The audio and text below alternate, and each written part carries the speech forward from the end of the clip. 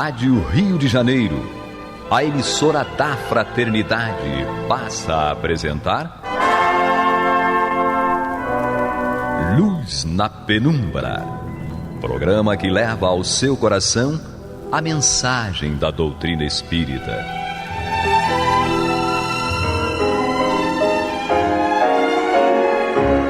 E com vocês, João Nogueira, para estudos de obras póstumas de Allan Kardec. Bem, meus queridos amigos e irmãos, aqui estamos nós, mais uma vez, com muita alegria, para mais um estudo do livro Obras Póstumas de Allan Kardec, dentro do programa Luz na Penumbra. E, primeiramente, agradecendo a todos vocês que nos honram com a audiência, com carinho, com o compartilhamento deste programa e de todos os programas da Rádio Rio de Janeiro, com aquelas pessoas que vocês sabem que vão gostar desses programas, né? Desses esclarecimentos que vêm da nossa doutrina espírita, principalmente da codificação kardeciana. E, como disse, nós vamos dar continuidade ao estudo de obras póstumas. Estamos estudando o capítulo Os Desertores. Então vamos ao texto de Kardec. Ele diz: insta não perder de vista que estamos num momento de transição e que nenhuma transição se opera sem conflito. Ninguém, pois, deve espantar-se de que certas paixões se agitem, por efeito de ambições malogradas, de interesses feridos, de pretensões frustradas.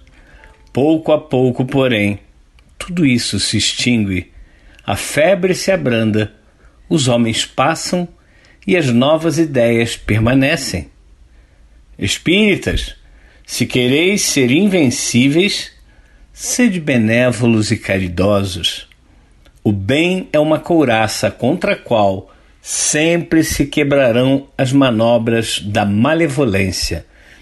E esse ponto agora que Kardec nos coloca, da transição, e que a transição ela traz para nós muitas divergências, muitos embates, muitas dores, muito sofrimento. Nós hoje, mais do que na época de Kardec, estamos passando por esse momento, onde nós vemos aí a polarização política, a polarização inclusive de religiões, a polarização de ideias, e que as pessoas não conseguem entender um meio termo, ou chegar a um meio termo. Ou é 8 ou 8.888, para não falar 888, porque é uma polarização muito grande, é um A ou Z. Não existem letras no meio desse alfabeto, mas nós temos certeza absoluta que essas deserções que Kardec fala aqui, que houve no movimento espírita à época, que foram deserções por essa transição, porque as pessoas tinham ideias pré-concebidas e que queriam que essas ideias fossem realmente levadas como verdade absoluta. E a gente tem, novamente citando nos dias de hoje, essa questão das pessoas acharem que estão com a verdade absoluta. E nós lembramos sempre da figura de Jesus, quando ele de frente para Pilatos, e Pilatos pergunta o que é verdade, Jesus permanece calado, por dois motivos básicos, que nós já repetimos isso várias e várias e várias vezes. Primeiro, a verdade estava diante de Pilatos e ele não enxergou a verdade. Era o próprio Jesus. Em segundo lugar, que imagina se Jesus começa a explicar as leis de Deus, explicar a comunicação entre chamados vivos e chamados mortos, a explicar a reencarnação, a lei de causa e efeito, a lei de atração e por aí vai, né? Se Jesus começa então a explicar a verdade para Pilatos, como é que ia ficar a cabeça de Pilatos? Será que ele entenderia? Nós hoje, que já passamos mais de 2000 anos daquela época, nós pensamos, será que eu hoje compreendo o que é verdade? E voltamos à questão das polarizações, das ideias de que o meu grupo tem a verdade absoluta, mas o outro grupo não. O outro grupo está totalmente errado. É como quando nós vemos os problemas de compreensão religiosa ou incompreensão religiosa, melhor dizendo, né? Em que as pessoas, umas acham que estão com a verdade total sobre Jesus, sobre Deus, e se eu estou com a verdade total, com a verdade completa, o outro não pode estar com a verdade, ele pode estar com a mentira, só pode estar com a mentira. É chamada o pai da verdade, é Deus, e eu estou na igreja de Deus, eu estou na religião de Deus, então o outro que não está com o pai da mentira, que é o chamado diabo. Então nós ainda somos muito infantis nesse aspecto. Temos que lembrar de Sócrates. Platão descreveu Sócrates dizendo: só sei que nada sei. Porque muitos diziam que ele era um sábio, ele era o ser que mais conhecia tudo à época, na Grécia, né? E Sócrates então dizia, não sei. Porque Sócrates tinha a plena consciência de que ele ainda não tinha alcançado a perfeição. Ele ainda não era o espírito puro, que ele ainda tinha muito o que evoluir. E porque ele tinha muito a evoluir, ele tinha noção de que realmente ele não sabia praticamente nada.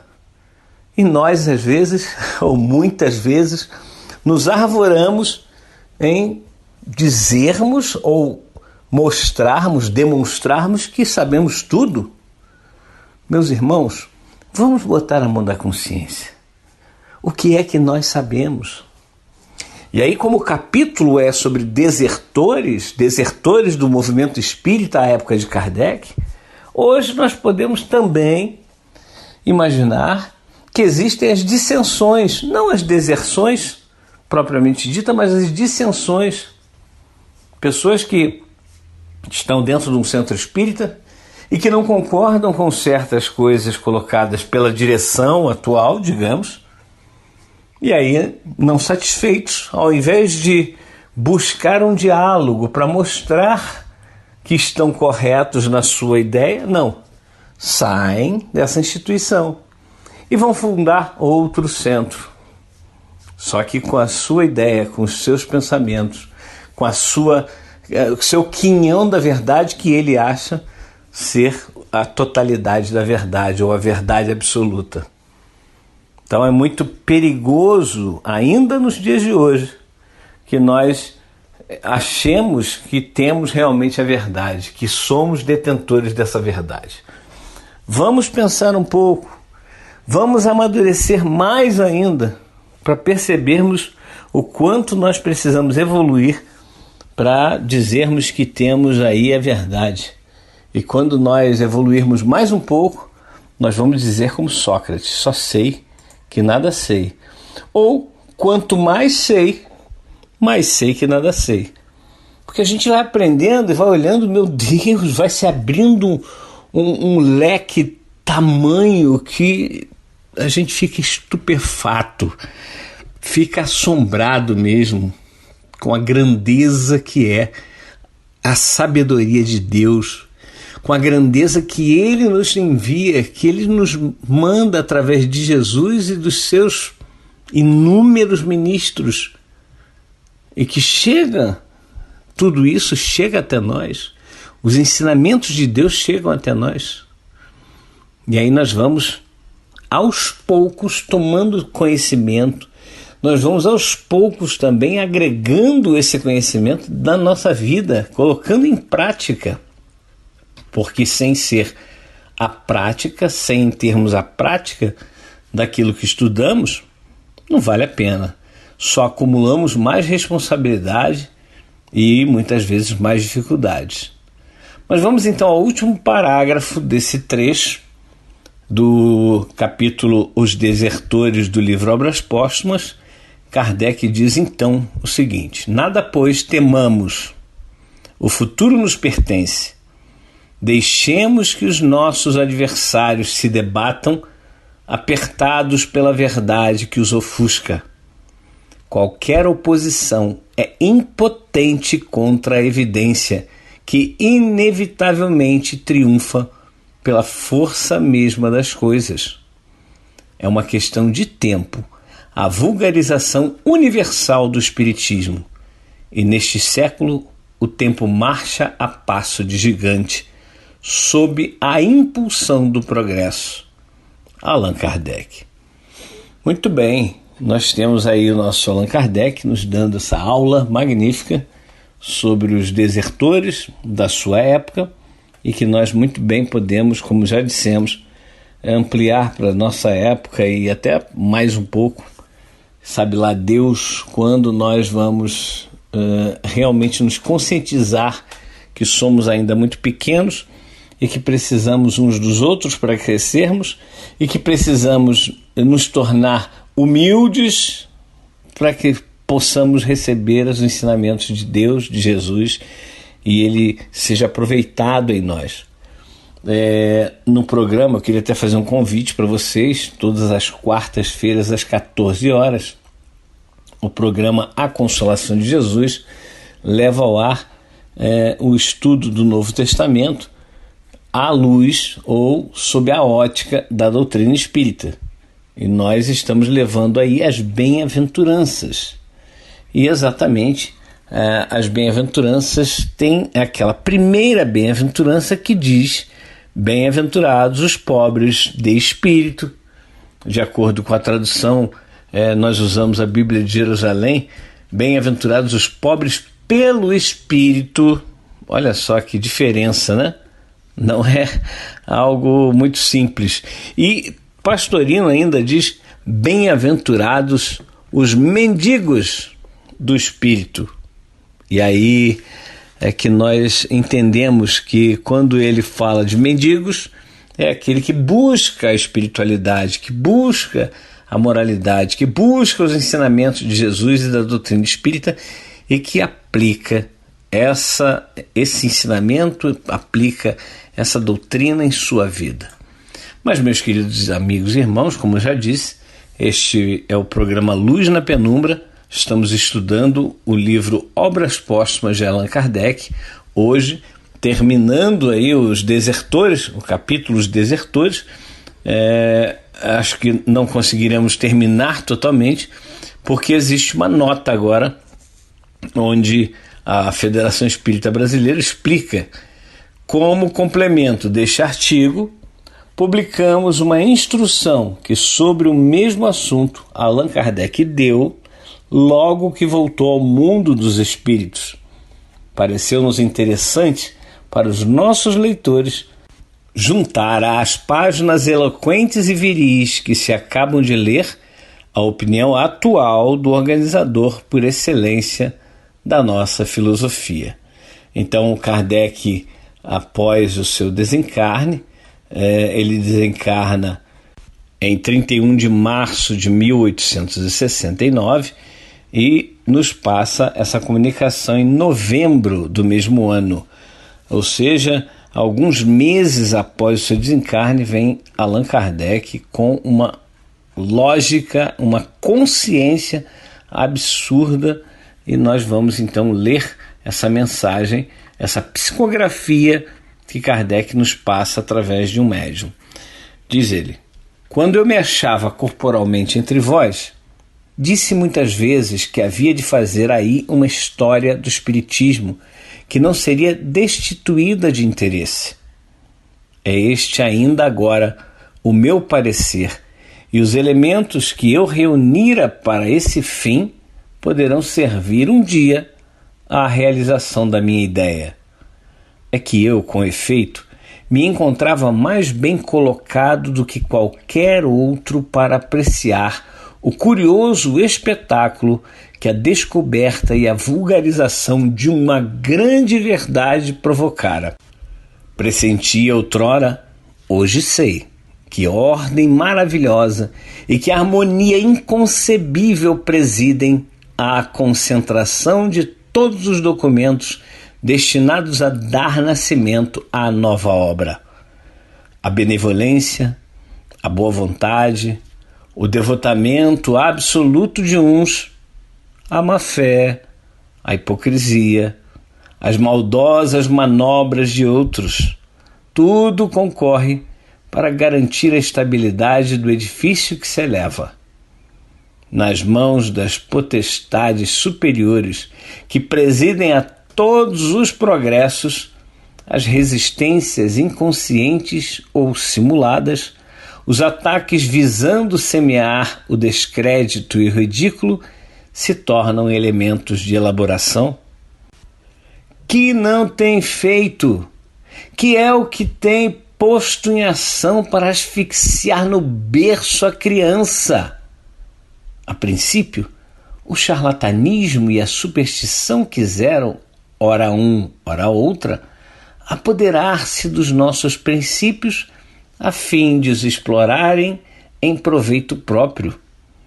Todos os raios da imprensa se projetaram contra nós. Chasquearam das coisas mais respeitáveis, atribuíram aos espíritos do mal os ensinos dos espíritos mais dignos da admiração e da veneração universais. Entretanto, todos esses esforços conjugados mais não conseguiram senão proclamar a impotência dos nossos adversários. É dentro dessa luta incessante contra os preconceitos firmados, contra erros acreditados, que se aprende a conhecer os homens. Eu sabia, ao consagrar-me à obra da minha predileção, que me expunha ao ódio, à inveja e ao ciúme dos outros. O caminho se achava inçado de dificuldades que de contínuo se renovavam. Nada podendo contra a doutrina, atiravam-se ao homem. Mas, por esse lado, eu me sentia forte, porque renunciara à minha personalidade. Que me importavam os esforços da calúnia? A minha consciência e a grandeza do objetivo me faziam esquecer, de boa vontade, as urzes e os espinhos da estrada. Os testemunhos de simpatia e de estima que recebi dos que me souberam apreciar constituíram a mais estimável recompensa que eu jamais ambicionara. Mas, quantas vezes teria sucumbido ao peso da minha tarefa se a afeição e o reconhecimento de muitos não me houvessem feito olvidar a ingratidão e a injustiça de alguns, porquanto, se os ataques contra mim dirigidos sempre me encontraram insensível, penosamente magoado me sentia, devo dizê-lo, todas as vezes que descobria falsos amigos entre aqueles com quem mais contava. Se é justo censurar os que hão tentado explorar o espiritismo ou desnaturá-lo em seus escritos sem o terem previamente estudado, quão mais culpados não são os que, depois de lhe haverem assimilado todos os princípios, não contentes de se lhe apartarem do seio, contra ele voltaram todos os seus esforços. É sobretudo para os desertores dessa categoria que devemos implorar a misericórdia divina, pois que apagaram voluntariamente o facho que os iluminava e com o qual podiam esclarecer os outros. Eles, por isso, logo perdem a proteção dos bons espíritos e, conforme a triste experiência que temos feito, bem depressa chegam, de queda em queda, às mais críticas situações.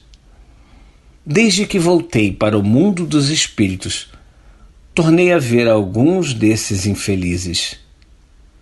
Arrependem-se agora, lamentam a inação em que ficaram e a má vontade de que deram prova sem lograrem, todavia, recuperar o tempo perdido. Tornarão em breve a Terra com o firme propósito de concorrerem ativamente para o progresso e se verão ainda em luta com as tendências antigas até que definitivamente triunfem. Fora de crer que os espíritas de hoje, esclarecidos por esses exemplos, evitariam cair nos mesmos erros. Assim, porém, não é. Ainda por longo tempo haverá irmãos falsos e amigos desacisados. Mas, tal como seus irmãos mais velhos, não conseguirão fazer que o Espiritismo saia da sua diretriz, embora causem algumas perturbações momentâneas e puramente locais, nem por isso a doutrina periclitará. Ao contrário, os espíritas transviados bem depressa reconhecerão o erro em que incidiram e virão colaborar com maior ardor na obra por um instante abandonada e atuando de acordo com os espíritos superiores que dirigem as transformações humanitárias, caminharão a passo rápido para os ditosos tempos prometidos à humanidade regenerada. Allan Kardec, desencarnado, Paris, novembro de 1869. E aí está, meus irmãos, uma mensagem belíssima e que mostra o quanto o codificador da doutrina espírita, Hippolyte Léon Denis Rivail, que adotou o pseudônimo de Allan Kardec, que seria um sacerdote druida que reencarnou antes de Jesus. Então nós temos aí o nosso codificador nos mostrando que o quanto ele sofreu para trazer para nós essa doutrina de amor, de esclarecimento, de consolação e a nossa responsabilidade naquilo que nós estamos fazendo com essa doutrina hoje.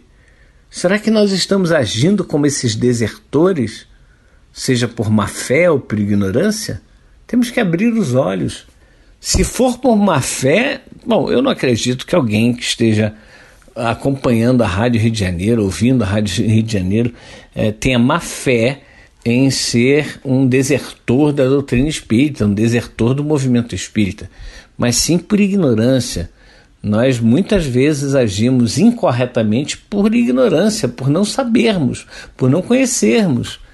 Mas nós precisamos trabalhar dentro de nós para que toda essa doutrina, como sempre repetimos, ela possa fazer parte da nossa vida e nós não sejamos contados entre esses irmãos que Kardec está aqui colocando. Ele, depois de desencarnado, vem dizer que muitos voltariam à Terra. Vejam, muitos daqueles desertores, eles voltariam à Terra, alguns se arrependeriam, outros ainda não. Alguns estariam ainda atados àquela forma de ver de antigamente e tentariam se libertar, e outros não, continuariam sendo detratores, continuariam sendo inimigos do Espiritismo. Então, é preciso, meus irmãos, que nós ouçamos o nosso pensamento real, aquele íntimo, a nossa vontade, o que é que eu estou fazendo aqui, o que é que eu estou fazendo com essa doutrina maravilhosa que chegou até mim, qual é a minha responsabilidade perante a humanidade, após eu ter conhecido, após eu ter tomado esse conhecimento de um tesouro inestimável, o que é que eu faço com esse tesouro inestimável? Bom, cada um de nós deve responder, mas aqui na Rádio Rio de Janeiro, que essa rádio tem um papel fundamental na divulgação correta da doutrina espírita, é essa rádio que nós pedimos muito a ajuda de vocês. Se vocês puderem, entrem em contato, podem mandar o WhatsApp para o Clube da Fraternidade pelo 21 3386 1422 3386 1422. Vocês deixem o seu recadinho que o Cristiano Bernardo pode retornar para vocês amanhã, mostrando como vocês podem fazer para continuar colaborando com a Rádio Rio de Janeiro. Bem, meus irmãos, estamos terminando então o nosso programa de hoje. Vem aí o estudo do Evangelho segundo o Espiritismo com Marta Batista e Antônio de Pádua. Até a próxima oportunidade, se Deus assim permitir. Você está ouvindo o programa Luz na Penumbra.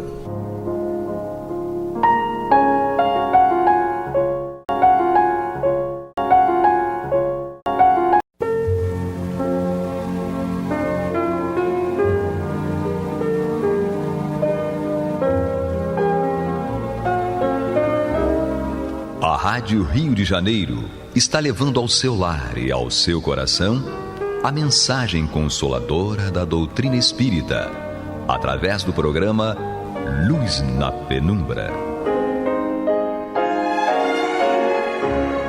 E agora com vocês, Antônio de Pádua Barbosa e Marta Batista. Boa noite, meus amigos. Estamos aqui hoje dando início ao nosso estudo do Evangelho segundo o Espiritismo. Nós já fazemos este programa, nós que eu falo não é o Antônio Barbosa somente, nós todos que participamos do programa há mais de 55 anos. Isso é bom porque nós podemos nos organizar melhor e fazer um roteiro para nós mesmos, né? De forma a aproveitar melhor o estudo da obra. Agora, como eu disse, o início é hoje, e Kardec inicia o estudo para a introdução, ou seja, uma apresentação do que vem a ser a obra em si, para que nós, ao estudarmos mais adiante, saibamos com o que estamos lidando. E ele, nesta introdução, em seu primeiro item, trata do objetivo da obra. Então, para que nós iniciemos aqui o trabalho, eu também teria a dizer a vocês que eu, como já conversamos antes, não estou aqui sozinho hoje. Estou aqui com a Marta Batista, que depois vai fazer também seus comentários. Nós vamos tratar hoje do objetivo da obra em si. Por quê? O Evangelho segundo o Espiritismo é a obra. Pelo título a gente imagina que é uma maneira espírita de se estudar o Evangelho do Cristo. E por que uma maneira espírita? Porque Kardec, já tendo publicado o Livro dos Espíritos e o Livro dos Médiuns, apresentou-nos basicamente do que se trata a doutrina, da relação do mundo espiritual com o nosso mundo aqui material. E foi informado, durante esse processo, que Deus havia indicado para ser nosso guia modelo de exemplificação de suas leis, Jesus de Nazaré. Então ele achou por bem que deveria estudar a obra de Jesus, não a obra que ele tem escrito, porque ele não escreveu coisíssima alguma, mas pelo menos a sua biografia, sua passagem pela terra, na qual nos deixou a sua doutrina. Agora, como a doutrina do Cristo, ou seja, o Evangelho do Cristo, já vem sendo estudado desde aquela época, há quase 20 séculos, Kardec houve por bem, como eu disse, estudar essa mesma doutrina à luz dos novos conhecimentos trazidos à baila pelo Espiritismo. Conhecimentos esses que ele nos trouxe, como eu disse, no Evangelho e no Livro dos Espíritos e no Livro dos Médiuns.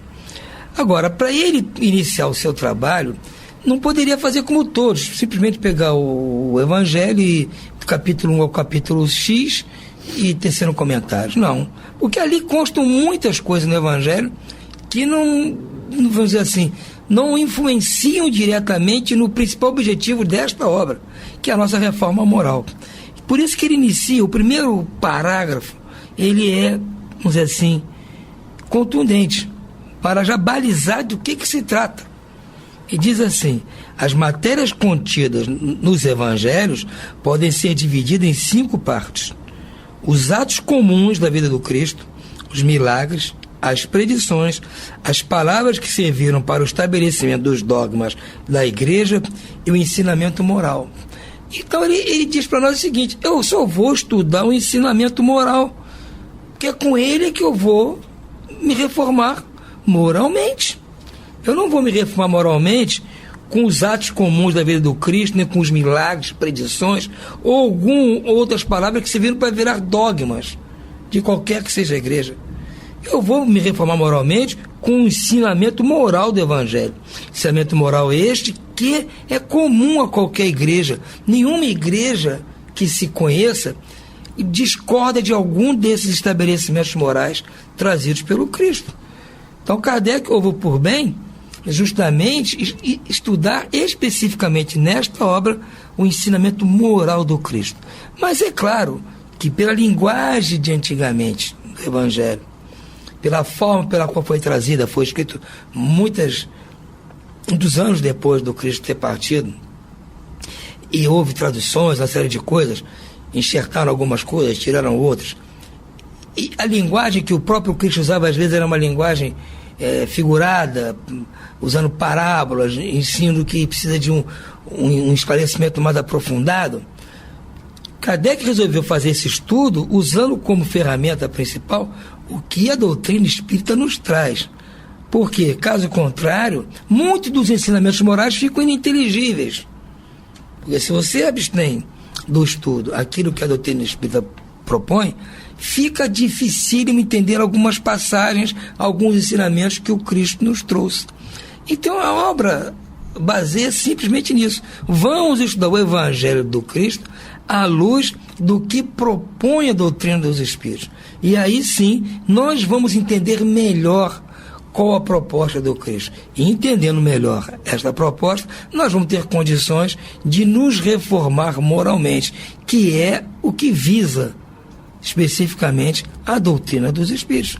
É a nossa reforma moral, porque é com ela que nós vamos buscar a tão almejada e prometida felicidade do reino de Deus, que é o que o Cristo ficou o tempo todo aqui tentando nos convencer.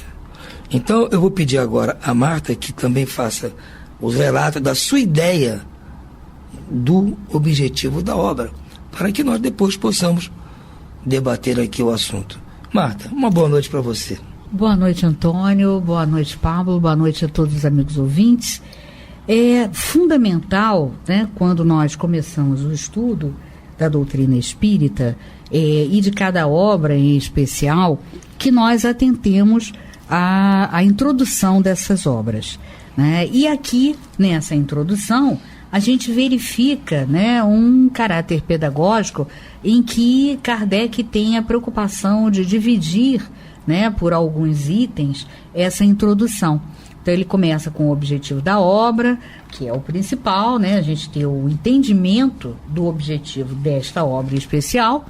Depois ele fala da autoridade da doutrina espírita, né, em que ela repousa, em que ela se baseia, e ele vai dando continuidade a todos esses itens que são pressupostos fundamentais para que a gente tenha um estudo doutrinário coeso, né, e coerente. Né? Coeso até é mais fácil de conseguirmos. Agora, coerente é algo que precisa ter intrinsecamente conteúdos específicos, né? Então, sem esses quesitos especiais, nós não conseguimos ter um estudo coerente o suficiente. Então, ele destaca logo, como o Antônio falou, né, que ao invés dele repousar nos atos comuns da vida do Cristo, porque isso é motivo de divergências, né, e de discórdias, tampouco nos milagres e nas profecias, e ainda as palavras que serviriam para o estabelecimento dos dogmas da igreja, ele então, o que faz os espíritos, né, na sua orientação, através das suas mensagens, eles então organizam o evangelho, né, em cima do quê? Da moral do Cristo, porque essa moral é comum a todas as crenças que são cristãs. Ora, ele deixa de lado os milagres, deixa de lado os atos da vida, os atos comuns da vida do Cristo, as profecias, mas ele deixa de lado nesta obra, mas estuda em outras. Nós vemos as profecias e os milagres em A Gênese. Nós verificamos os atos comuns da vida do Cristo também, né? Nós vamos pegando determinados fragmentos ainda na Gênese e algum fragmento ou outro esparso nas outras obras. E temos aquelas palavras que serviram para o estabelecimento de dogmas, né, que nós podemos estudá-los com mais profundidade no livro Céu e Inferno. Então, basicamente, o ensino moral é o objetivo dessa obra, mas é um ensino moral de uma forma especial. Nós precisamos atentar. Duas coisas são fundamentais quando a gente começa a estudar a obra, né, o Evangelho segundo o Espiritismo. A primeira é nós entendermos que é o Evangelho segundo o Espiritismo. Então, não é o Evangelho, não é o Espiritismo segundo o Evangelho constante na Bíblia, né, que nós conhecemos, e sim o Evangelho do Cristo, que é constante no Novo Testamento, segundo o Espiritismo. Aí muitos poderão se questionar, então você está querendo dizer, né, que nós temos que abolir o estudo da Bíblia, nós temos que colocar de lado? Não, não é isso. Apenas a doutrina nos avisa, de forma humilde, mas decisiva, que nós espíritas não prescindimos desses estudos bíblicos. Nós estudamos, podemos incorporar, eu mesma gosto mesmo e muito de estar sempre pesquisando e estudando, mas não é imprescindível, né? Sem melindres, porque ninguém é detentor de nada daquilo. Quando você é um médium que recebe uma mensagem, que assina um nome que foi mistificada, na realidade, aquele médium não tem que ficar preocupado com isso. Se ele tem pureza de sentimentos, pureza de conduta, né? Se ele se esmera na sua conduta e recebe ainda assim uma mensagem mistificada, ele não tem por que ficar aborrecido e nem ficar melindrado caso alguém, na avaliação, na reunião de avaliação, fizer uma avaliação crítica daquele conteúdo. Por quê? Porque ele não é o proprietário daquilo, ele não é o autor daquilo. E nenhum médium está a salvo. Porque, segundo o livro dos médiuns, o melhor médium aqui na Terra é aquele que foi menos ou é menos enganado. O que eles querem dizer com isso? Que todos os médiuns aqui na Terra, todos, sem exceção, né, o mais famoso dos famosos, será passível de ser enganado. Por quê? Porque é o tamanho intelecto moral dos espíritos aqui na Terra.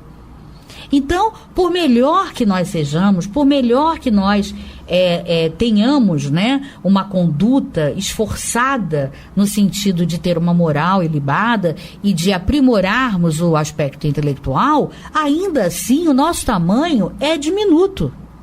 É um tamanho de expiações e provas de uma humanidade, né, que está dentro de um planeta, de um orbe escolar de expiações e provas. Ora, então, o que nós temos que pensar, né? Que esse ensino moral, ele não prescinde, isso é o primeiro ponto, né? Então, é o Evangelho segundo o Espiritismo, ou seja, segundo as leis da reencarnação. E todos os demais princípios básicos, né, que formam aquele bojo filosófico que é o suporte, né, o alicerce da doutrina espírita. Então, esse é o primeiro ponto. A gente tem que estar atento a isso, né, porque muitas vezes as pessoas vêm com informações do Novo Testamento que estão ali conflitadas com as nossas informações, e as pessoas querem fazer prevalecer, nem tantos espíritas, um ou outro ainda, né? Mas a maioria não, já tem esse entendimento, mas muitos irmãos de outras crenças, né? E é preciso que a gente tenha caridade, tenha educação, civilidade, né? Gentileza, mas é preciso que a gente não faça concessão. Uma coisa é ser educado, né? E não forçar ninguém, porque nós não queremos fazer adeptos, né? Agora, se há uma conversação sobre aquele conteúdo, então é preciso que a gente saiba o que dizer sobre a nossa doutrina, sob pena de sermos esmagados pela a retórica mais impoluta dos nossos companheiros de outras religiões. Então nós temos que estar atentos, né, e informados sobre tudo. Então nós espíritas estudamos, podemos estudar, podemos ler, podemos pesquisar o Novo Testamento, mas ele não é imprescindível para nós. Por isso é que o título é O Evangelho segundo o Espiritismo. Ou seja, segundo a reencarnação, a lei da reencarnação, que faz toda a diferença, né? Caso você não entenda a reencarnação embutida no Evangelho, você vai fazer uma leitura na letra, superficial, como muitos dos nossos irmãos. E o segundo item fundamental para que estudemos essa obra é que nós entendamos que é o Evangelho na sua aplicação às diversas situações da vida. Caso contrário, nós continuaremos estudando misticamente. Ou seja, nós vamos mitificar Jesus e mistificá-lo, deixando Jesus bem longe, bem distante, né, naquele quadro bonito, sem ter os seus ensinos próximos a nós. Quer dizer, nós vamos ficar só louvando, só surpresos com a beleza, mas isso não basta. Isso foi uma etapa que nós passamos no passado. Agora nós precisamos dar passos à frente, e o passo à frente nos diz, não mais mitificando e nem mistificando, né? Jesus está muito mais próximo de nós do que nós podemos imaginar. Tanto é que ele nos disse, vós sois deuses, podeis fazer o que eu faço e muito mais. O que ele quer dizer com isso? Olha, o que eu faço agora, vocês ainda não conseguem, mas poderão fazê-lo e até muito mais do que eu faço. Basta que vocês sigam esta orientação, esse roteiro, esse caminho verdade e vida, que é ele mesmo, né? E de tudo que ele nos trouxe, para que apliquemos nas nossas diversas situações da vida, na vida cotidiana.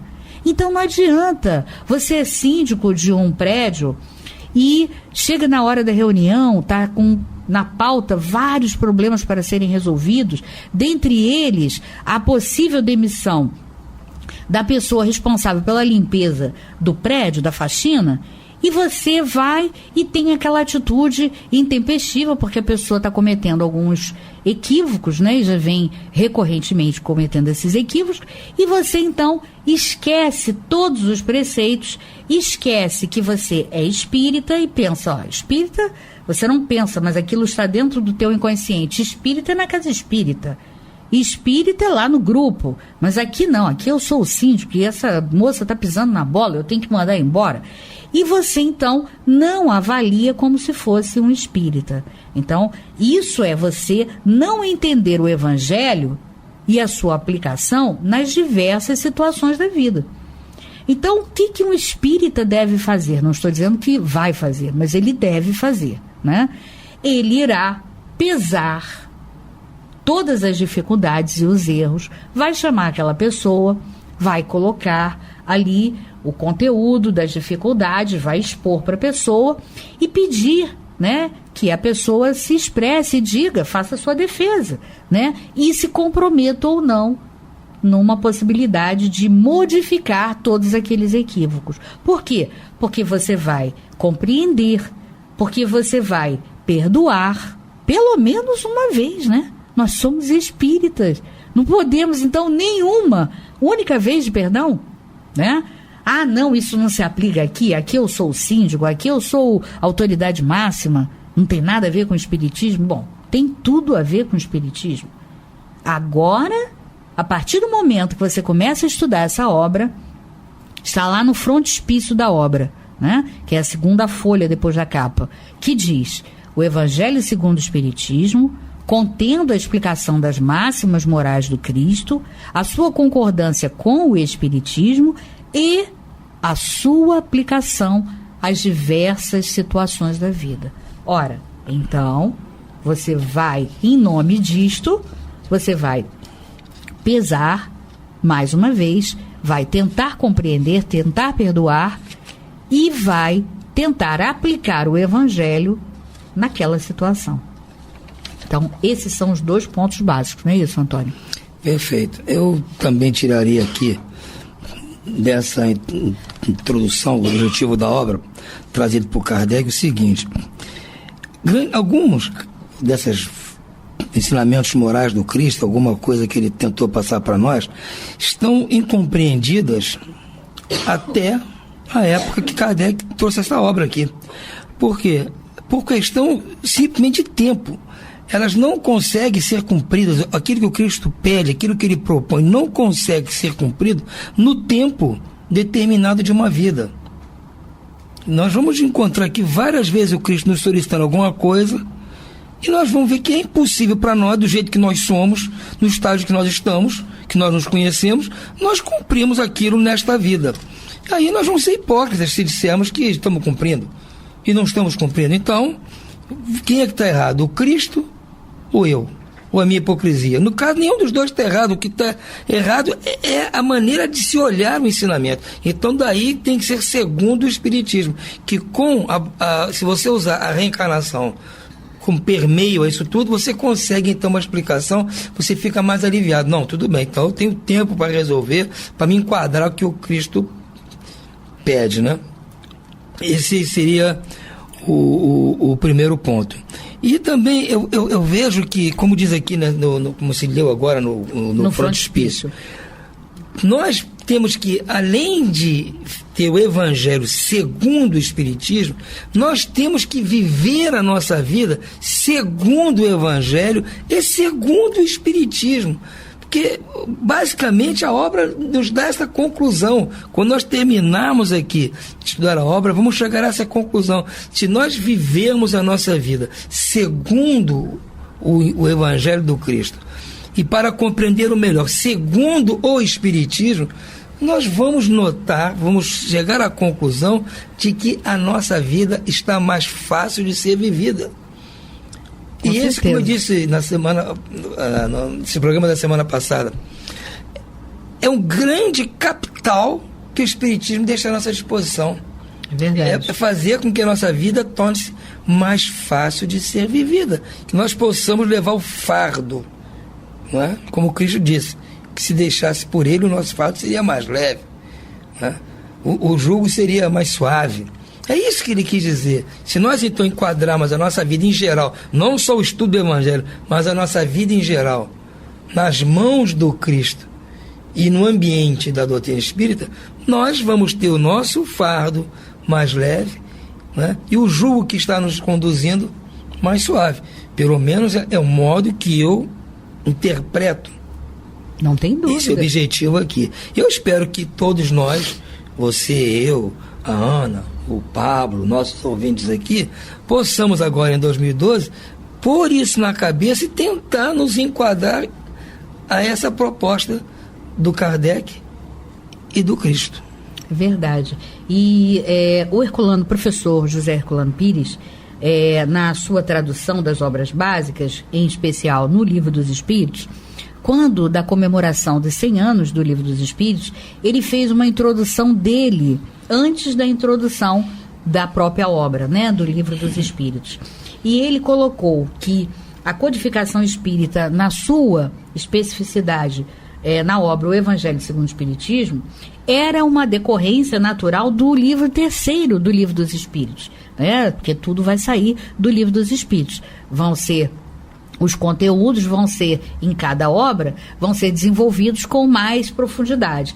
E no caso, né, o Evangelho é a decorrência natural do livro terceiro do Livro dos Espíritos, que trata das leis morais, né? Então ele diz que então, a aplicação dos princípios da moral evangélica, bem como dos problemas religiosos, da adoração, da prece e da prática da caridade.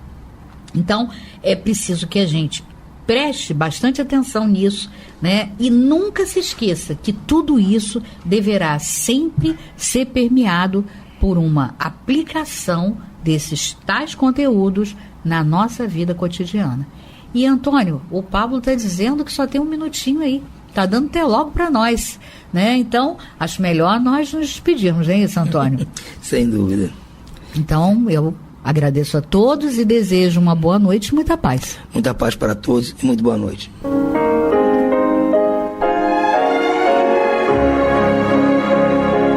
E vamos ouvir agora a prece de encerramento de nosso programa, na voz de Geraldo de Aquino. Jesus, dá-nos coragem para a luta, piedade para os insultos e misericórdia para as injustiças e ingratidões. Limpa nossa alma de inveja e ambições mesquinhas, de ódio e de vingança o nosso caminho. E que dentro em pouco, ao recolher-nos de novo ao calor do nosso leito, para que o sono nos dê a paz e o esquecimento das tristezas humanas, possamos sentir, Senhor, no mais íntimo de nosso ser, a doçura indefinível do Teu amor e a grandeza incomparável da Tua divina presença. Que assim seja.